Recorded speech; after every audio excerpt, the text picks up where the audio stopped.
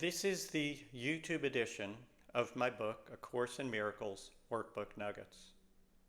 Workbook Nuggets was written to be a commentary or study aid for the course's workbook for students. I'll begin by reading the book's full commentary on today's workbook lesson over a visual of the book's text. I'll then return with some impromptu thoughts and comments on today's lesson and my commentary. A link to the book on Amazon.com is provided below.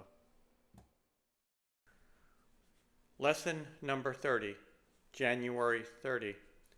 God is in everything I see because God is in my mind. True vision comes from your mind, not from your eyes, and not from just any part of your mind. It comes from that very deep central core which we all share with Christ. It is the mind of the one self.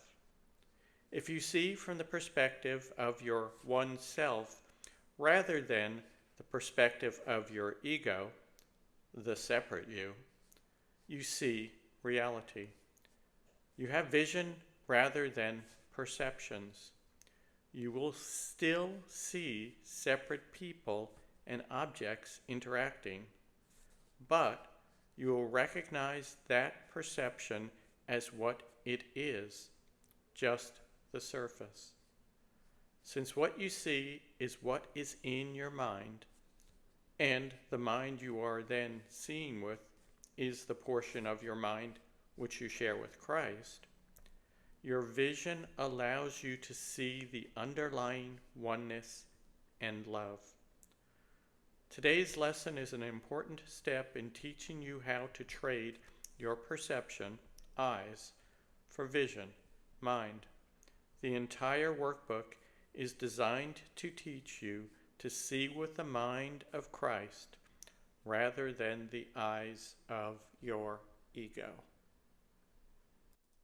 Both my commentary today and, of course, the workbook lesson itself will repay your attention and contemplation. There have been many references in the prior lessons to the vision the Course is attempting to teach and how it differs from the seeing that you are doing now. Well, today's lesson clearly states the difference and explains how the new vision is achieved. Our ordinary seeing is really a projection of our internally created interpretation of the outside world. In today's lesson, we are told to again start our seeing from our minds, but from the inner core we share with God, the one self, rather than from our egos. Recall that the one self sees only unity and love, while the ego, seeing only the surface, sees separate people and things, most of which represent obstacles and threats. Because the one self sees reality, the unity and love beneath the appearance, you will see a very different world. The Course refers to this world as the real world. It's not yet the kingdom, but it is so close that it is only an instant from God reaching down to carry you the final step. Now you may ask, I get all that, but how exactly do I go about seeing from the one self rather than the ego? Well, if you are seeing separate things and interests, if you are seeing things from a zero-sum perspective, that is, one must lose for another to gain, then you know that you are seeing from your ego. If that is what you see, stop. Just stop. And ask the inner guide, the inner teacher promised to us in the New Testament as well as the Course, to show you another way. That is how you see from the one self.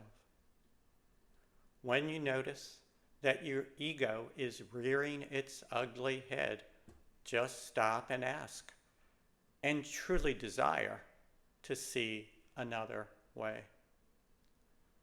Remember that the answer will not come from thinking harder or struggling. That's just your ego again. The answer will not come from your ego. It will come quietly from your true self beyond the learned ego. So anytime you spend today in contemplating these thoughts will be time well spent. The keys and insights are all in the words of the lesson and my commentary. All that I'm doing today is alerting you to a particularly valuable opportunity. Remember that while casually reading the Course is helpful, it is not enough for dramatic, visible progress.